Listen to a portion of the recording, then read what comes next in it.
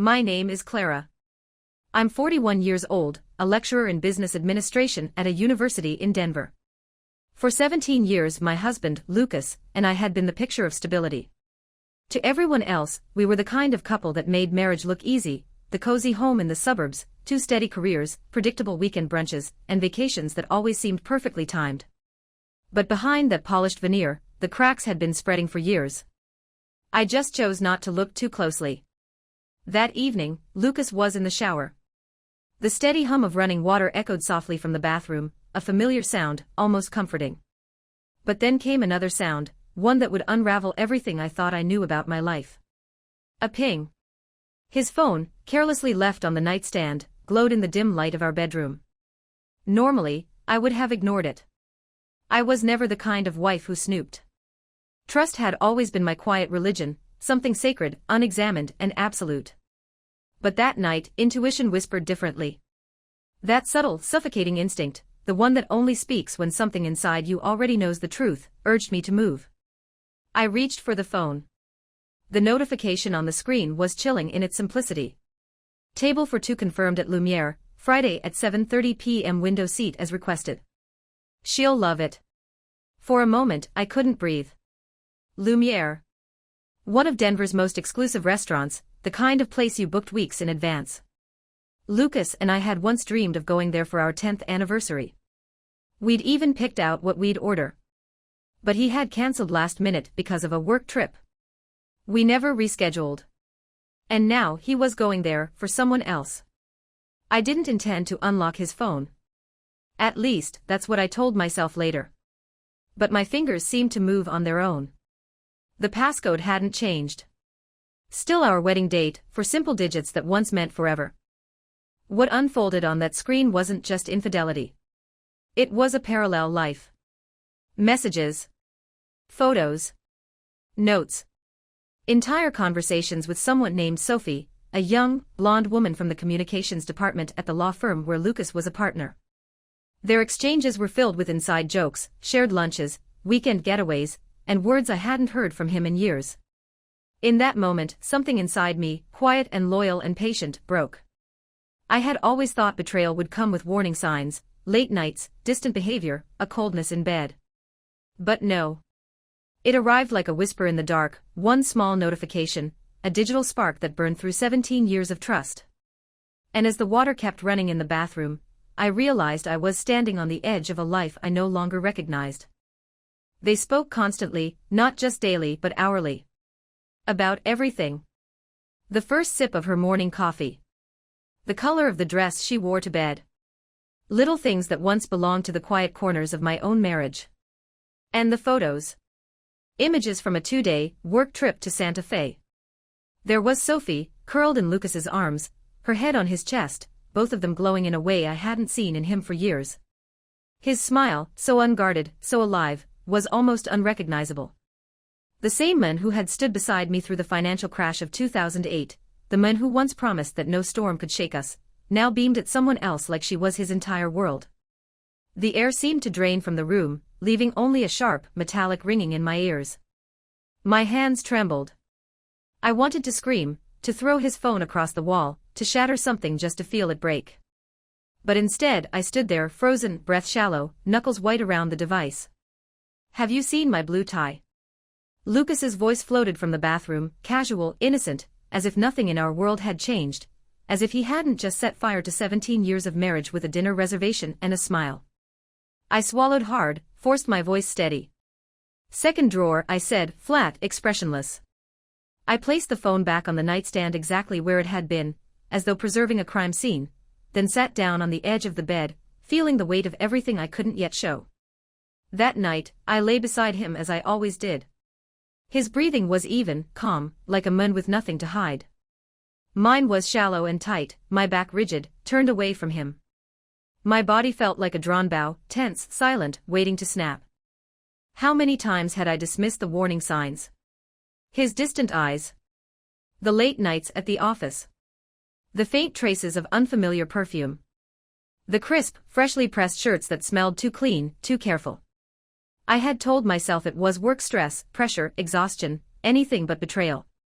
Now I knew better. Every suspicion had been a truth I'd refused to see. By morning, my decision was clear. I kissed him goodbye just as I always did. "Good luck with the Japanese clients today," I said, calm, measured. He smiled, grateful, oblivious. He had no idea that I already knew about the candlelit dinner he'd planned for Sophie that Friday night, at Lumiere, window seat, 7:30 sharp.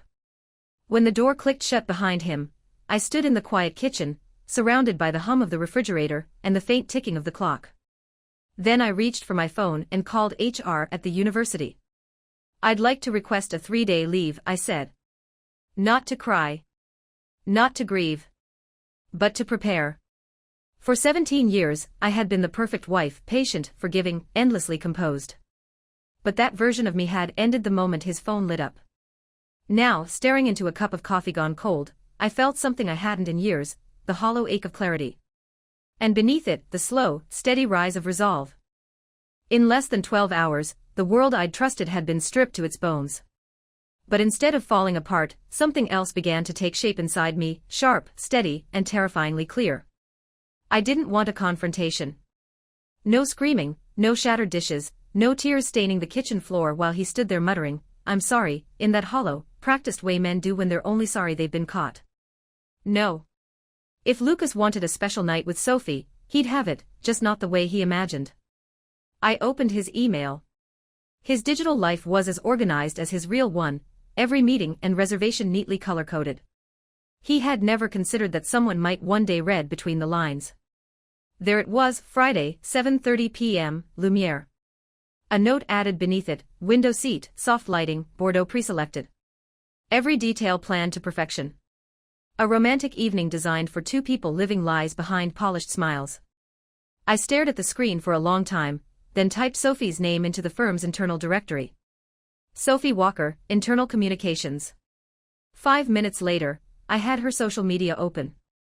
It was all there, the curated life, the filtered happiness, the kind of online perfection that hid the ugliness underneath. And then, one more click. Ethan Walker. Her husband. He was an executive architect at a major design firm downtown. His photos showed a man with kind eyes, a warm smile, and the quiet confidence of someone who believed in his marriage, the same way I once had. I didn't know Ethan. But I knew what betrayal felt like, that hollow ache beneath your ribs, the way air turns thin when the truth lands like a knife. And I thought maybe he deserved to know, too. But I couldn't just call a stranger and blurt, "Your wife is sleeping with my husband." No. That would make me sound unhinged. This needed precision. A quiet kind of revenge, the kind that didn't shout but cut clean. As a lecturer, I had one particular advantage, access. I frequently invited professionals from various industries to speak at our seminars. A harmless, professional gesture. So I began to type. My fingers moved with surgical calm. Subject, invitation to speak at Metro Denver University. Dear Mr. Walker. My name is Clara Whitmore, and I teach project management at Metro Denver University. We are hosting a speaker series on sustainable urban design, and recently came across your impressive work on the Rivergate Business District. If you're interested, I would love to discuss the possibility of inviting you as a guest speaker. Warm regards. Clara Whitmore. I read it twice. It was perfect, formal, polite, completely disarming. A simple invitation that would begin the unraveling of everything Lucas thought he controlled. I hit send. And for the first time in 17 years, I didn't feel powerless. I felt deliberate. Cold. Calm. In control. I typed the final line carefully.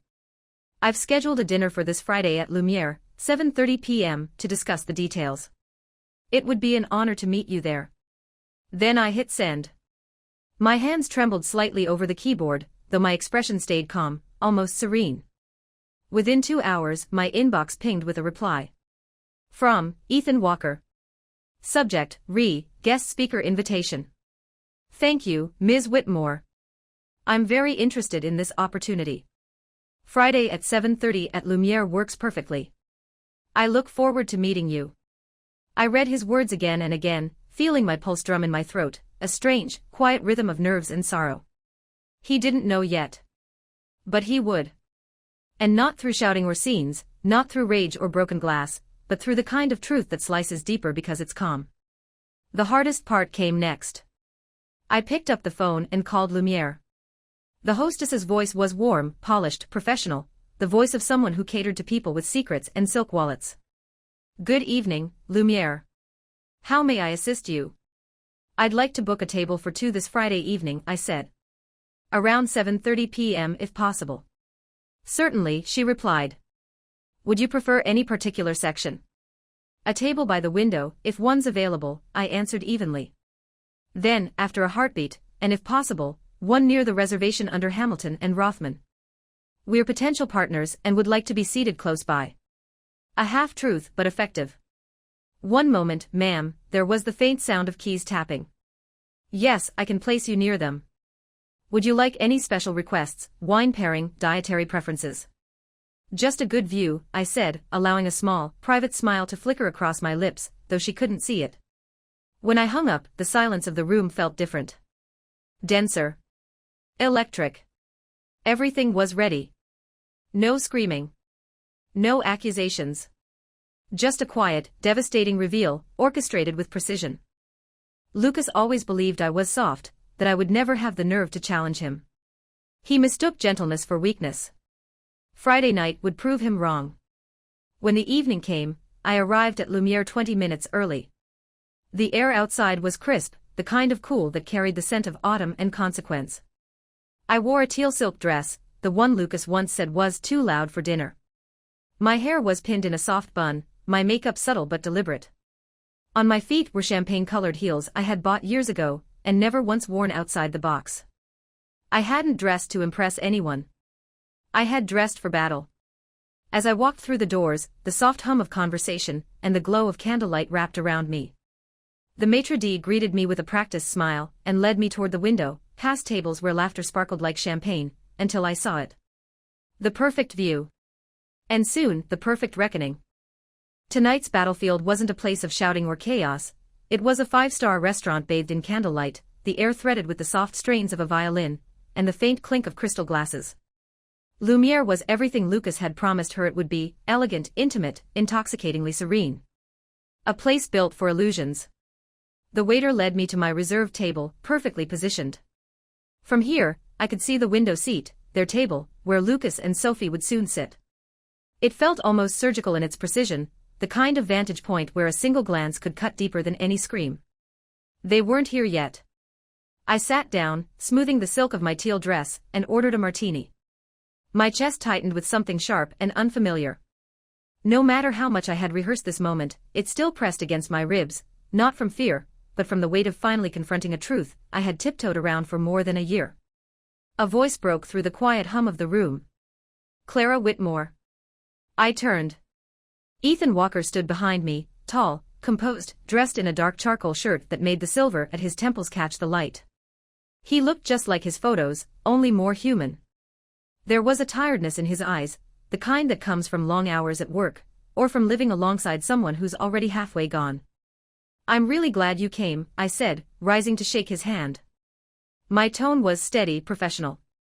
"Thank you for accepting on such short notice." "The pleasure's mine," he replied easily, settling into the seat across from me. "The topic you mentioned, sustainable urban design, it's something I'm passionate about." We began with polite conversation, urban planning, education, the future of green architecture. His words were thoughtful, deliberate, the kind of men who built things meant to last. I listened, nodded, even smiled, but my eyes kept drifting toward the entrance, waiting. And then, there they were. Lucas and Sophie. He wore the gray blazer I had given him for his birthday last year, the one he said made him feel like himself. She wore a fitted red dress, confidence radiating from her like perfume. Together they looked cinematic. As if the world had dimmed its lights just for them. I watched as Lucas pulled out her chair, something he hadn't done for me in years, and the two of them laughed, the kind of soft, intimate laughter that belongs to people who believe they're untouchable. I tightened my grip around the stem of my glass, forcing my pulse to steady. The liquid shimmered under the candlelight. Across from me, Ethan continued speaking, unaware of the silent war unfolding a few feet away. He was kind, disarmingly so, and his calm made the contrast all the more brutal. As he talked about integrating sustainability into architectural design, I caught sight of Lucas leaning in to pour the wine, his hand brushing against Sophie's wrist. She smiled, that practiced, teasing smile I had seen 100 times reflected in my own mirror. For a moment, the sound around me blurred, the violin, the laughter, the soft clatter of silverware, all fading into a dull, distant hum. And then, I breathed in, slow and controlled. This was what I had come for. Not to break. Not to scream. But to watch, to let the truth unfold under the softest light possible. And when the moment was right, I would let the illusion shatter, beautifully, irreversibly. She smiled, that practiced, confident tilt of her head, the candlelight catching the sparkle of her earrings. As I reached for my napkin, my gaze lifted and collided with Lucas's. For a heartbeat, the world went utterly still. His face drained of color, the stem of his wineglass slipped slightly from his fingers, the waiter barely catching it before disaster struck. Beside him, Sophie followed his stare, turning to see what had stolen his composure, and then she saw me. Her smile faltered. Before either of them could react, I turned back to Ethan, my voice calm, measured. "Excuse me for just a moment," I said softly. "I need to use the restroom." He nodded politely, unaware that the quietest storm in the room was already in motion. As I walked toward the back of the restaurant, every step was deliberate. I didn't want a public spectacle, no screaming, no slap across the face like some overwrought TV scene. I wanted the truth, unembellished, undeniable, and cruelly simple. When I stepped out from the corridor near the restrooms, fate, or perhaps precision, met me halfway. "Sophie." She froze mid-step, her face paling as her eyes met mine.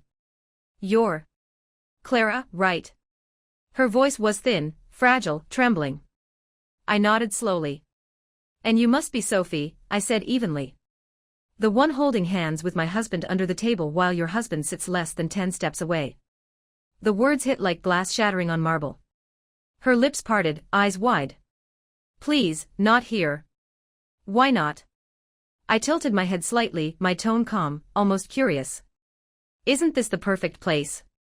Candlelight, soft music, a little wine, everything set for the perfect performance." Her throat tightened, she looked ready to cry. "I don't want excuses," I continued quietly. "But Ethan deserves to know, doesn't he?" Her eyes flicked instinctively toward our table. Ethan sat there, confusion etched across his face, looking around for me. His expression softened when he saw me standing, then hardened as his gaze drifted past me to Sophie. "He deserves to know," I repeated. Sophie turned as if to flee, but it was too late. Lucas was already behind her. His face was ghost white, panic flickering in his eyes. "Clara," he hissed, voice low but trembling. "What are you doing here?" I met his gaze, and for the first time in years, he couldn't hold mine. "Ethan," I called out, my voice clear and steady. "Could you come here for a second?" He rose immediately, concern shadowing his features. "What's going on?" I turned toward him, my expression calm, almost gentle. "Ethan," I said, "this is my husband, Lucas. And I believe you recognize Sophie." His eyes flicked from me to Lucas, then to his wife, standing frozen, tears beginning to spill down her cheeks. The silence that followed was absolute, so heavy it seemed to pull the air out of the room. The violin had stopped. Conversations around us stilled. Even the waiter's steps slowed to nothing. Sophie pressed a trembling hand to her mouth. Lucas stepped back, words dying in his throat. Ethan just stared at his wife, disbelief twisting slowly into heartbreak. And I simply turned. I didn't need to see what came next. As I walked past the stunned tables and the flickering candlelight, I paused just long enough to glance back once. "Oh," I said softly, my tone even, "and don't worry." I met Lucas's eyes one last time. "Dinner's still on you." Then I walked out, calm, poised, unshaken, leaving behind the wreckage of 17 years, the truth laid bare under the perfect romantic lighting. His company card seemed quite familiar to her. I walked out with my head held high, leaving behind full glasses, whispered apologies, and 2 unfaithful souls drowning in the truth they could no longer hide. When I returned to the dining hall, the scene hadn't changed much. Ethan still stood there, frozen, watching Sophie tremble in Lucas's arms. Their faces had lost all color, as if they'd just awakened from a beautiful lie into a cruel, blinding reality. I signaled the waiter. "Please," I said, my voice calm but resolute, "I need a private room. And if possible, merge our table with Mr. Lucas Hamilton's. It seems, we have a few things to clarify." The waiter hesitated for a heartbeat, just enough to sense the weight of what he was stepping into, then gave a polite nod. Of course, ma'am. I'll arrange it immediately. Within 5 minutes, we were escorted to a discreet private room tucked behind velvet curtains. The light was softer there, almost forgiving. The table was elegantly set for 4, the air heavy with unspoken truths. I sat first. Ethan took the seat beside me, still quiet, still processing. Across from us, Lucas and Sophie lowered themselves into their chairs like 2 students caught cheating on their final exam. No one spoke. No sound of scraping chairs or clinking cutlery, only the faint music from the main hall seeping through the walls, and the tense rhythm of 4 people breathing the same poisoned air. Lucas broke first. Clara. I don't even know where to start. Start 3 days ago, I said, pouring water into my glass without looking up. When you got the reservation confirmation, and I happened to see it on your screen. That's when I knew. Both of them froze. Sophie's eyes dropped to her lap. Lucas opened his mouth, but I raised my hand, silencing him. You don't need a speech, Lucas. I've read everything. Every word, every photo, every little business trip to Santa Fe. Don't even try to imagine what it felt like reading that. I remember it vividly. Sophie's voice trembled. I'm sorry. I turned to Ethan. He's my husband, I said quietly, then looked across at Sophie. And she's your wife. The least we deserve is the truth. Spoken to our faces. Ethan didn't respond. His eyes stayed fixed on Sophie, steady, wounded, and utterly broken. What are you going to tell me? I asked, my voice steady but sharp enough to cut through the silence. That it was a mistake. That you were just finding yourself. Because clearly, Sophie, you found quite a lot, in the arms of another woman's husband. Sophie's lip trembled. Tears spilled freely down her face. I never meant for it to go this far, she stammered.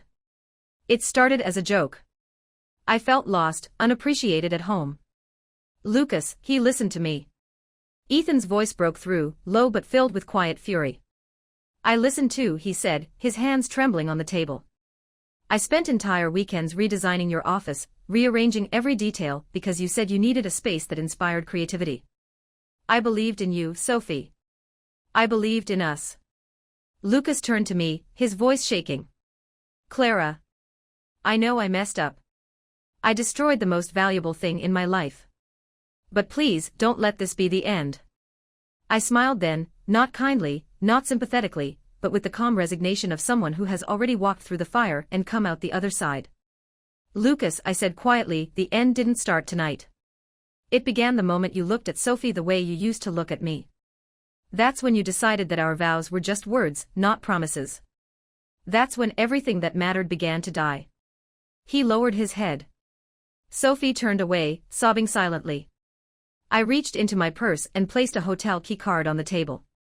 The faint click of plastic on wood sounded louder than any of our words. I'll be staying at the hotel across the street tonight, I said, straightening my posture. I already booked it. Nothing surprising, I suppose. Lucas, you're welcome to go home, if you still have the nerve. I'll return Monday morning. It would be best if you weren't there by then. Clara, please, Lucas said, panic flooding his voice. Don't do this. I'll do anything, to fix it. I met his eyes for one last time. You can't fix a house that's rotten at the foundation, I said softly. I used to be the kind of woman who forgave everything, even when it broke me. But I've learned something, sometimes forgiveness is just another form of betraying yourself. I stood, smoothing the wrinkles from my dress. Then I turned to Ethan. I'm truly sorry you had to find out this way. He nodded, his eyes glistening with restrained pain. Thank you for showing me the truth, he said quietly.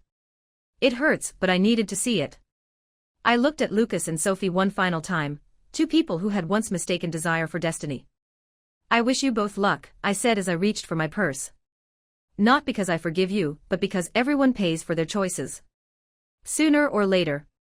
And with that, I walked out, leaving them to the wreckage they had built together, an empire of lies collapsing under the weight of truth. I walked out of Lumiere without looking back.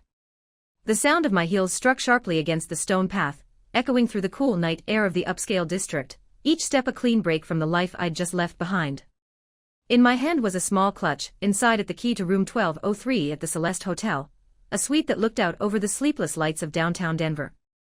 The kind of view that glittered with life even when your own had dimmed. At the front desk, the receptionist greeted me with a rehearsed smile. "Welcome to the Celeste, Ms. Whitmore." I nodded, my voice caught somewhere between exhaustion and numbness. The key card felt heavier than it should as it slid into my palm.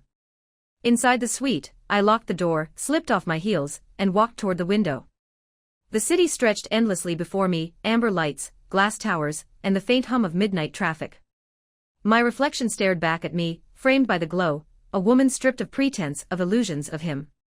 For the first time in years I saw myself clearly, not as Lucas's wife, not as someone's second thought but as Clara. The woman who had endured, bent, and finally, broken free. I sat at the edge of the bed. And then, I cried. Not the cinematic kind of crying, no trembling lips or graceful tears. It was raw, jagged, the kind that left your body shaking and your throat raw. I cried for the 17 years I had given away. For nights spent waiting by the door for footsteps that never came. For lies wrapped in bouquets and dinners, for every "I love you" that was really just a delay before the next betrayal. I cried until the city lights blurred into streaks of gold and my reflection disappeared altogether. I don't know how long I sat there, clutching a pillow like a lifeline. The clock ticked softly. My eyes burned. And then, a knock. I froze. Another knock followed, gentle but insistent. I walked to the door and looked through the peephole. Ethan.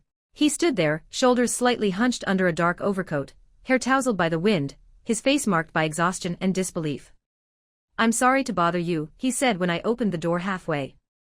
His voice was low, frayed at the edges. I didn't know where else to go. I hesitated, then opened the door wider. "Come in." We sat across from each other in the two armchairs by the window.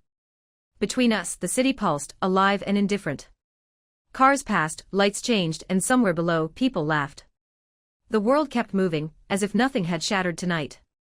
Ethan exhaled deeply, eyes fixed on the skyline. "It's strange," he murmured. "You think you know the person you come home to. You build a life around them. And then, in one evening, it all feels like someone else's story." I nodded quietly. "It does." For a long moment, neither of us spoke. There was no need to. Two strangers, connected by the same betrayal, sitting in silence above a city that never slept, both wondering how to start over when everything familiar had turned to glass. "I still don't understand how you knew everything, and managed to sit through dinner like that." Ethan's voice was quiet, almost reverent, as if he still couldn't believe what had unfolded just hours ago. I gave a small, weary laugh. "I didn't sit still," I said softly. "I waited. There's a difference. Some truths, if you let someone else tell them, they lose their weight." He nodded slowly, his expression thoughtful. "Thank you for not letting me keep living in a lie." We sat there like two strangers bound by the same wound. The city lights washed across his face, flickering gold and silver through the glass. He told me how Sophie was the first person who believed in his ideas, how she'd pushed him to chase his wild architectural dreams when no one else did. "I thought," he said, his voice breaking slightly, "if anyone got me, it was her." I stared down at the cup of untouched tea between my hands. "Lucas was the one who slipped the wedding ring on my finger in the rain," I murmured. "He said he'd never lose his way. That I'd always be home to him." I looked up and met Ethan's eyes. We were both wrong. Silence lingered for a while, gentle, not awkward. The kind that comes after all the noise has burned out. "I think I'm going to file for divorce," I said at last, my voice calm, hollow in its certainty. Ethan's eyes didn't widen, didn't flinch. He only nodded, as though he'd already made peace with the same decision. "I don't think I can live with someone who can pretend that well, either." I leaned back, feeling the exhaustion settle deeper into my bones. "I'm not angry at Lucas anymore," I said quietly. "At least not the way I used to be. Anger fades. What stays is the realization that love shouldn't come at the cost of your self-respect. I let too many small things go, thinking they didn't matter. But they did. Every compromise, every silence, those were the cracks that brought the house down." Ethan was silent for a long moment, then said softly, "You're stronger than I thought." I gave him a faint smile. "No. I'm just the last one willing to look at the truth. Outside, the city was still alive, cars tracing ribbons of light below us, people laughing in bars, life moving on as ours stood still. When Ethan finally rose to leave, he hesitated by the door. I booked another room down the hall, he said quietly. But if you ever need someone to talk to, just as a friend, I'm here. I nodded. Thank you, Ethan. Tonight, you understood me better than my husband did in 17 years. He gave a small, sad smile, then turned and walked down the long hallway. I stood in the doorway, watching his figure fade into the dim corridor light. For the first time in years, I didn't feel strong, just light. As if I had finally set down a suitcase full of stones I'd been dragging behind me for far too long. Lucas could beg, could write 100 apologies, could make promises wrapped in tears and regret. But none of it mattered anymore. My heart had closed to him the moment I saw the way he looked at Sophie, the way he used to look at me. And for the first time, I didn't need anyone's permission to move on. I would walk forward on my own, on the same feet that had carried me through every storm. The next morning, the city was still shrouded in pale fog when I stepped out of the Celeste Hotel. The streets were quiet, washed in silver light, the kind that blurs yesterday's pain into something almost bearable. I didn't look back. My destination wasn't home, not in the emotional sense, but the house where Lucas and I had lived for 17 years. I was going there not to cling to memories, but to clear out the remnants of a marriage that had ended long before last night. When I pushed open the door, the faint smell of coffee and cologne still lingered in the air.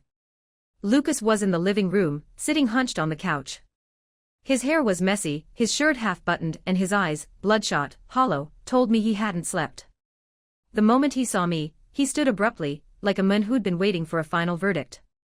"Clara, we need to talk," he said, voice raw and uneven, as if he'd rehearsed the line all night. I set my purse on the table, calm and deliberate. "Then talk," I said. "I know I messed up," he started, hands shaking. "I know I betrayed you, and there's no excuse for it, but we can get through this. I'll do anything, counseling, therapy, I'll cut all contact with Sophie." "I already told her." "She left," I interrupted quietly. He froze. "What?" "Sophie quit her job and moved back to Santa Barbara this morning," I said. "One of her coworkers told me. Apparently, she couldn't handle the whispers at the firm." He sank back onto the couch, running his hands through his hair. "You told everyone?" "Yes," I said evenly. "Not out of revenge, Lucas, but because I refused to live in the dark anymore. I called your mother, Mark, Jenna, even your old college friends. The ones you always tried to impress." I looked him straight in the eye. "I told them exactly what happened. That you cheated on me for nearly a year, hiding behind fake meetings, fabricated work emails, and kisses shared with another woman while I was at home, cooking dinner and waiting for you." Lucas stared at me, disbelief turning to panic. "You've destroyed my reputation," he said, his voice trembling. "Do you know what the company will think? What my friends will say?" A bitter laugh escaped me before I could stop it. "You care more about your reputation than your marriage?" I asked. "Then let me remind you, Lucas, you destroyed it, not me. I just stopped protecting the mask you built." He looked like a man watching his carefully constructed world collapse brick by brick, unable to catch even one piece before it shattered. And for the first time, I didn't feel guilt. I felt release. He stepped toward me, desperation bleeding into every movement. "Clara, please, don't do this. I love you. I really do." I took a slow step back, the distance between us finally reflecting what had long been true. "Lucas, love doesn't survive in the shadows of lies. If you loved me, you wouldn't have called another woman baby while holding me in your arms at night." His face crumpled. He sank to the floor, hands trembling, shoulders shaking with the kind of regret that always comes too late. "She meant nothing," he whispered. "It was a mistake." I stared at him, my voice calm but sharp as glass. "No, Lucas. It wasn't a mistake, it was a series of deliberate choices. You had hundreds of moments to stop. Every text you sent her, every dinner you planned, every lie you told before walking out that door, those were choices. And now, I'm making mine." His eyes lifted, red and broken. "If you leave, you'll ruin my life." I met his gaze without flinching. "No, Lucas. I'll save mine." The following week blurred into a haze of desperate attempts. Calls that went unanswered. Messages left unread. Flowers at my office that wilted before I even touched them. Then came a 4-page email, an emotional manifesto about his journey to clarity, as if realization could undo betrayal. I didn't reply. I'd spent too many years filling silence with forgiveness. Now, I wanted silence to speak for me. I hired a lawyer and filed for divorce. 3 weeks later, a mutual friend mentioned seeing Lucas and Sophie at a small cafe in the suburbs. They sat across from each other, not radiant, not in love, just two people drowning quietly in the wreckage they'd created.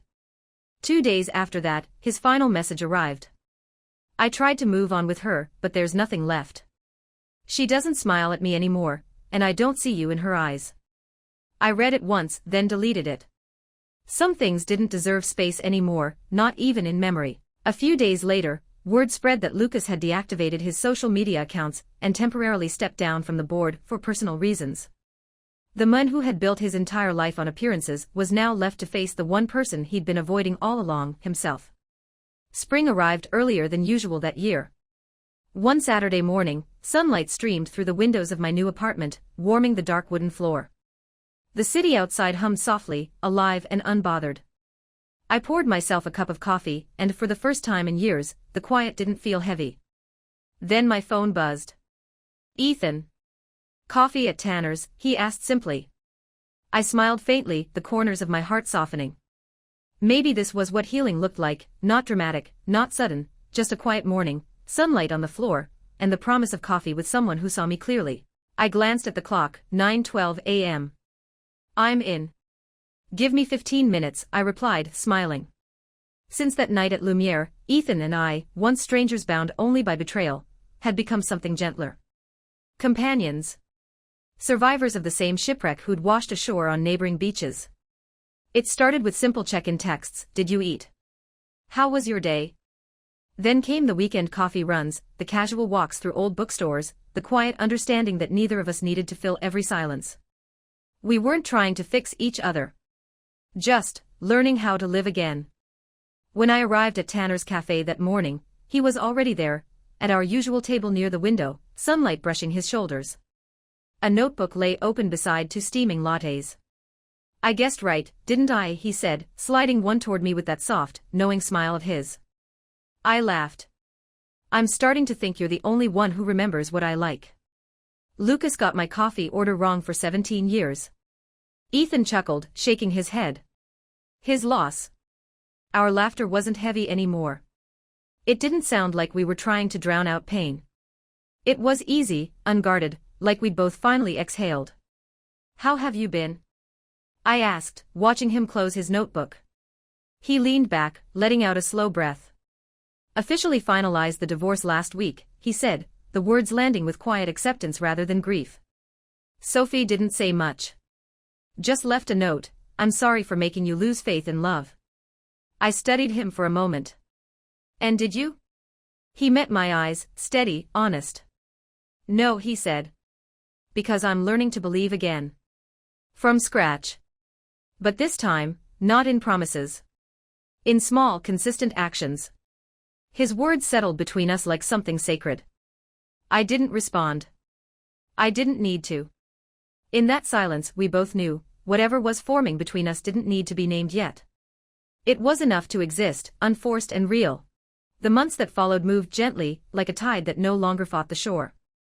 I returned to teaching, rediscovered the rhythm of my own voice, and enrolled in a weekend photography class, something I'd always wanted but never had time for.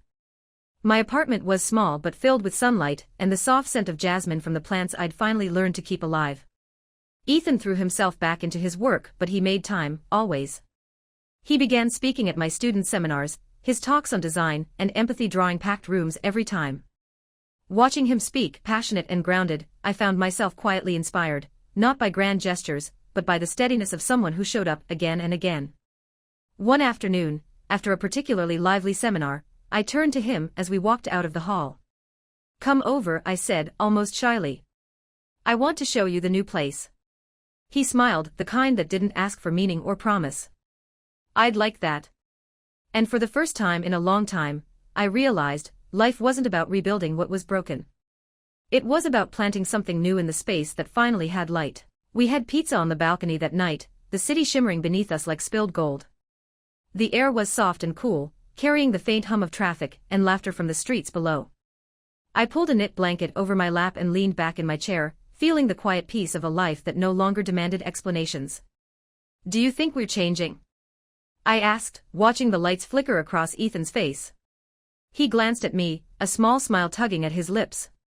"No," he said, his voice low, certain. "I think we're just returning to who we really are." I stayed quiet.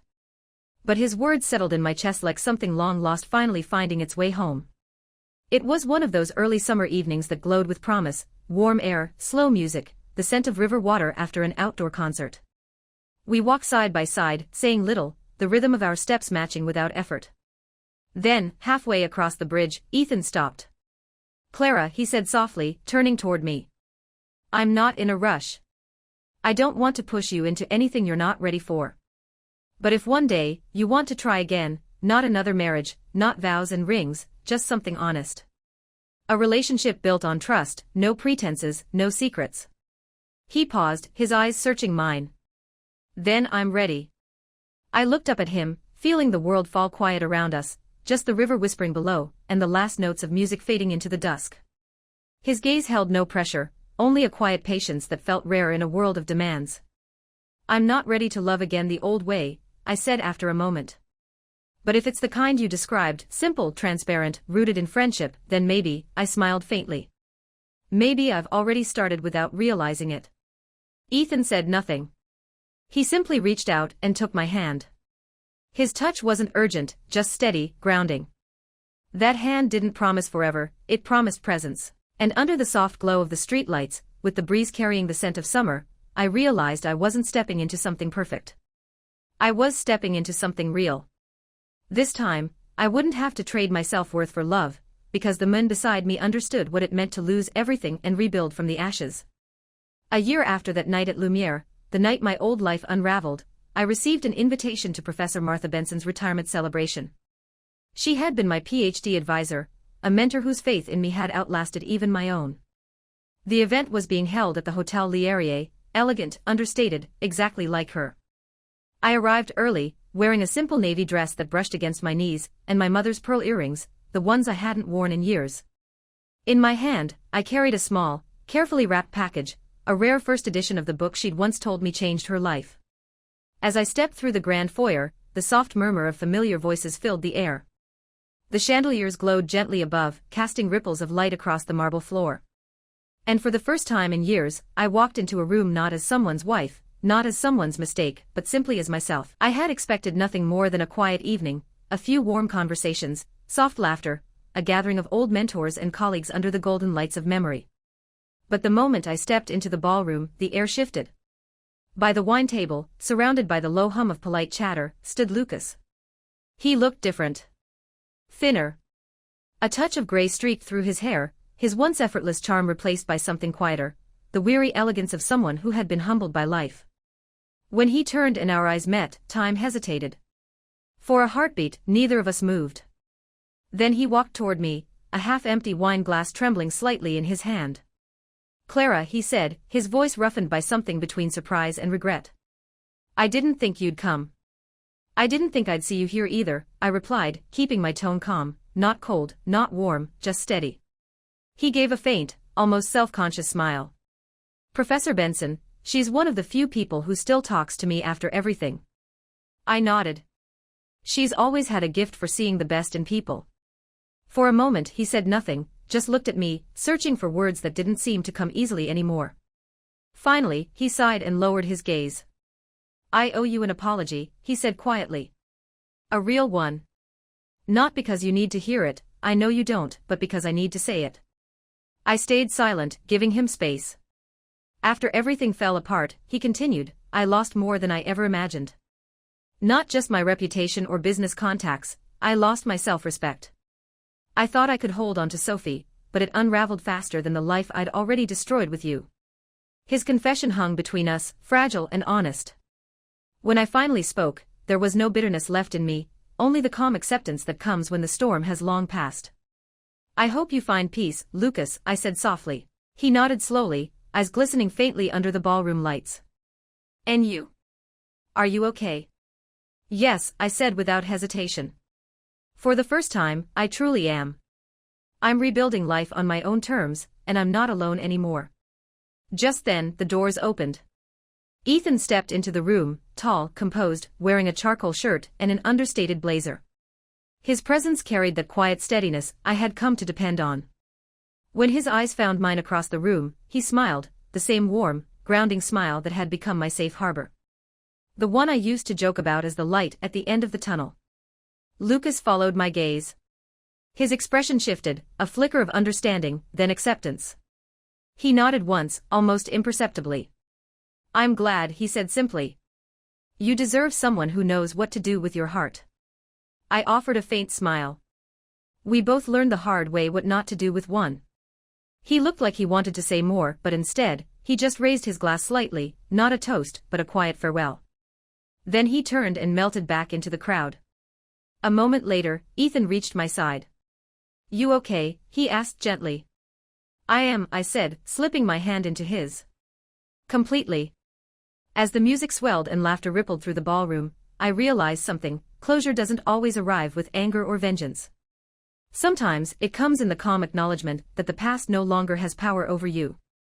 And that night, standing beside Ethan under the soft chandelier glow, I finally felt free. He's a good man, Lucas said quietly, his voice stripped of the arrogance it once carried. You deserve a fresh start.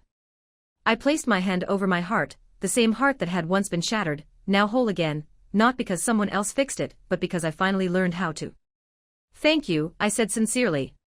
And so do you, Lucas. Just start again when you're ready, truly ready, not to hurt anyone else. He nodded, stepping back as if physically giving me space to move forward. And maybe, in some unspoken way, that was his final act of love, letting me go without another plea. That night, Ethan and I sat side by side at Professor Benson's celebration.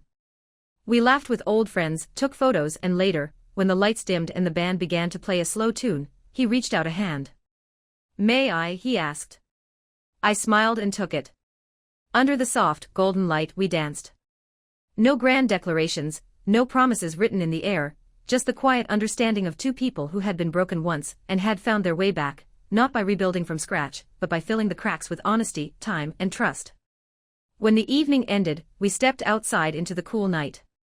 The city shimmered with stars, each one like a small reminder that light always returns after darkness. You know, I said softly, glancing up at the sky, there was a time I thought betrayal was the end. Ethan's fingers tightened gently around mine. And now? Now I think it was just a pause, I replied.